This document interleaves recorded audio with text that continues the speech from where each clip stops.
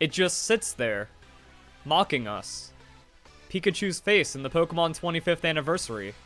He knows, but we're not allowed to.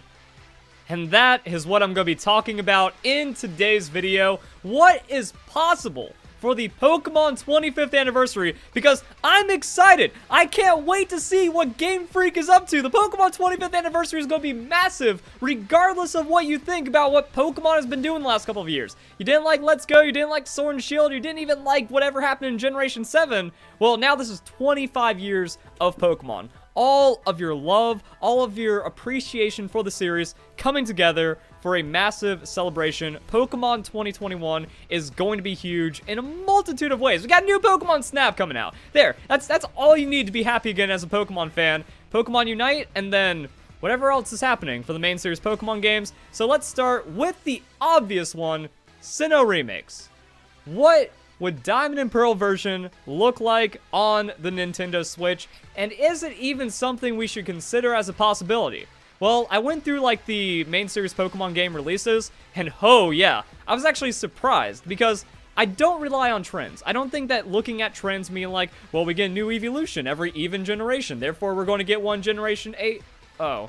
Or anything else like that's kind of weird in that kind of way when it comes to Pokemon, because the trends have burned us in the past. If we're looking exclusively at trends, we had 2004 for Fire Red Leaf Green, 2009 for Heart Gold Soul Silver, 2014 for Omega Ruby Alpha Sapphire, and then Pokemon Let's Go was 2018.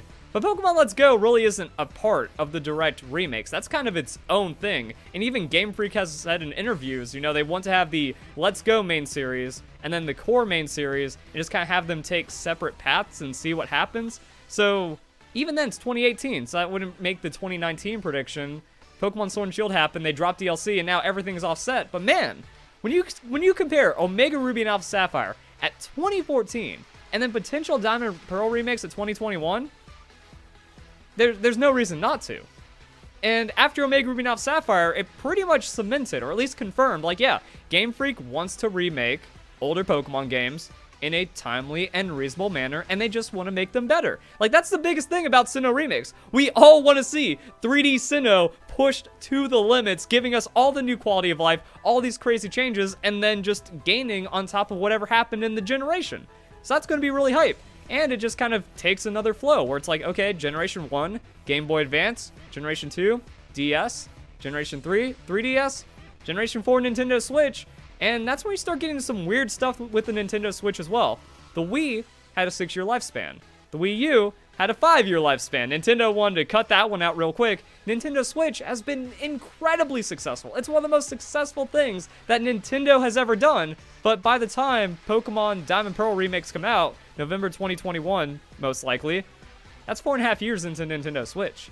That means a lot of other weird things for the future of Pokemon, but yeah, it's like, it would just fit in, and everything just lines up so well for Sinnoh Remakes at this time to where maybe it was a bit more calculated. And also, the fan service. Even if Game Freak wasn't expecting Pokemon Sword and Shield to not go over very well with the national dex changes or Pokemon Let's Go to burn people, because a Pokemon game has 3 to 4 years of development. But even going back to like Pokemon Sun and Moon and Pokemon Ultra Sun, Ultra Moon, and also looking that they're going to be developing for the Nintendo Switch, that's how you get the full conversion to everyone loving Pokemon again, which is pretty fitting for the Pokemon 25th anniversary, because there's tens of millions of sleeper Pokemon fans. Not all of them are active, and even when it came to Pokemon Go, we saw an activation of a lot of them, but then they didn't really like hard stick, and then Pokemon Go got 1 billion players anyways, and also other people getting acquainted with Pokemon for the first time. It got weird, but you need to bring that into the main series, and Diamond Pearl Remake is like the perfect combination to do so. I mean, we even have Discord, like the Discord Twitter saying, make Diamond and Pearl remakes happen in 2021, Mr. Masuda. Also, we have like just Sinnoh meme accounts or Generation 4 meme accounts getting more popular and more coverage than ever because it's what the people want, and it makes a lot of sense for it to happen. And if you want to keep up with my hype and coverage for the next couple of months as we wait for the 25th anniversary, don't forget, hit the subscribe button, ring the notification bell, like, comment, subscribe, all of that fun stuff. But that is not the end of the possibility, because I'm thinking Sinnoh Remakes, but what about Let's Go Sinnoh? And honestly, I wouldn't really mind anything Let's Go for the 25th anniversary. I would have zero problems with Let's Go Johto. I would actually have negative problems with Let's Go Johto. But Game Freak likes pulling the cheeky on us. They've even admitted it in interviews that they want to surprise players. That's why we didn't have a Direct Z version or we didn't have Pokemon Gray version. Game Freak doesn't want to be predictable. So I mean, Pokemon Let's Go Sinnoh would be one of the greatest ways of just cleaning everything up. Pokemon Let's Go, it's like, alright, how are they going to continue that? Like, are we just going to get a random main series Pokemon game disruption with a new Let's Go game every couple of years, and sometimes it gets in the way of remakes? Or should just Let's Go become the remakes? Like, if they just go Let's Go Sinnoh, that'd be a crazy surprise, but then also kind of like sets what's going to happen for future remakes. And I think that would be fine, where it's like, you know what, let's go Generation 5, Generation 6, just kind of bringing it back, tweaking and making it a completely different experience every time. I don't see any problems there either. But if we do get Let's Go Johto, then that means Let's Go Sinnoh 2022, Generation 9 2023, and that's either the last game on Nintendo Switch or one of the first games on the upcoming console, because Game Freak made that jump. They jumped over to console games, boom. Now we got some pretty crazy stuff going on for that. And yeah, that gets like into the weird spots of the Nintendo Switch's lifespan and how that could start to interact with Pokemon game releases as well. So I mean, I'm not really against anything right now. It's way too soon for Generation 9. Like, that's one of the things we're not covering in this video because it just doesn't make any sense in any possible way. But as we've talked about, things are pretty weird right now. Even though it's the perfect time to release Sinnoh, it does conflict with the future. And it does kind of like make some of the other release windows get a little sketchy. So what better on the Pokemon 25th anniversary than the Pokemon Remaster? A Master Collection would button up all of the ugly loose ends in Pokemon, because if you're trying to transfer Pokemon back from Generation 3, 4, or 5, it gets pretty ugly, to the point where even with Generations 1 and 2, those were released on the Nintendo 3DS to make it easier to transfer Pokemon over. But that also kind of brings in like some weird things that could happen with a Pokemon Master Collection. Would it only be the first 3 generations because those are the only like single screen games, and it would kind of be at least a better bridge where it's like, okay, anything Game Boy era, we just need to put it all in one spot, put it on a big console, boom, and then maybe release Generations 4 and 5 at a later time, then you still have everything kind of condensed and kind of in a closer spot. But that'd be kind of weird, because like I just said, we have Generations 1 and 2 on the 3DS already that are super accessible, so you're just adding in Ruby and Sapphire version. They charge $60 for it. That wouldn't make any sense either, because you can go and get Generation 1 and 2 for $10 on the eShop. So it would have to include Generations 4 and 5 to be worth it as a Master Collection and would just make the most sense. But then does the game get too big? I'm honestly not concerned with them having to like make it work with, you know, bringing 2 screens into one from Nintendo Switch. But then they also aren't just doing like a direct port of these games. They kind of have to remake them in a significant way. Fortunately, the Poketch isn't really a core part of the gameplay, and the same thing for whatever it was with Generation 5. Was it like the Z Gear or something? So I mean, like, even though you did have the battle screens and whatnot, maybe like some animation stuff and cutscenes going on, it doesn't really matter too much. You just kind of redo the layout to where it works like Pokemon Sword and Shield or Ruby and Sapphire version on the Game Boy Advance, and yeah, those games can work.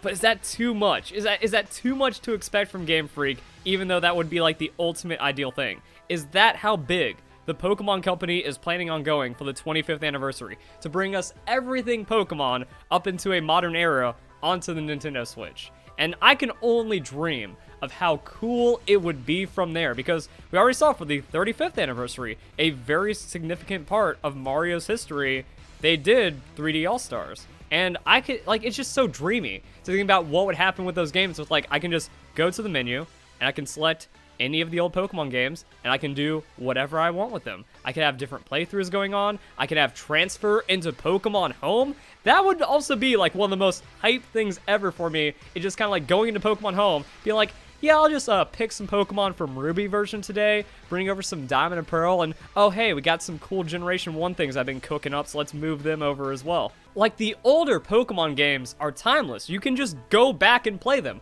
I had so much fun with Generation 1, and then there would be less steps to just bringing it into modern Pokemon games as well, or at least with Pokemon Home, because I don't like having to go Poke-Transporter, Pokebank into Pokemon Home whenever I do something cool in Generation 1. Just having that immediate access, I would play Generation 1 again. I would play Generation 2 again, and then you have 5 games worth of content to let's play, make videos about, and just kind of revive those older things. You know, it used to be like a big deal to go back and see those playthroughs, to get those walkthroughs, to figure out things about those older games, but now it's like, not as many people are playing them, so they're not as relevant. But being able to revitalize all of that for all the old Pokemons in one go, and then those games would definitely last for a year. One of the biggest problems about Pokemon Sword and Shield is the longevity. It didn't last that long. Even with the DLC, a DLC came out, Isle of Armor was 3 weeks, Crown Tundra was a week, maybe 2, even though you could catch all the legendaries again. Like, it just didn't stick. But with these games, like, that's at least half a year.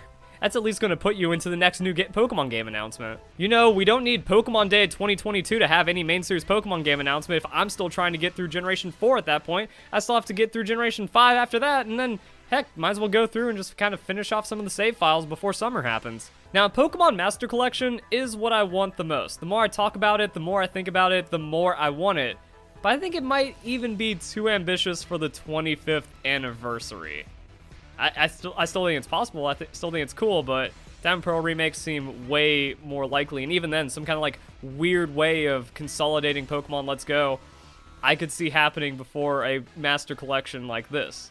So that's the thing. As for what else could happen on 25th anniversary, Pokemon Let's Go DLC or Pokemon Let's Go update. Now, I did a video talking about that already because I've been thinking about doing this video for a couple of weeks now, but I just haven't like found the right time to put it out there with the YouTube algorithm and other like news announcements and timings and stuff.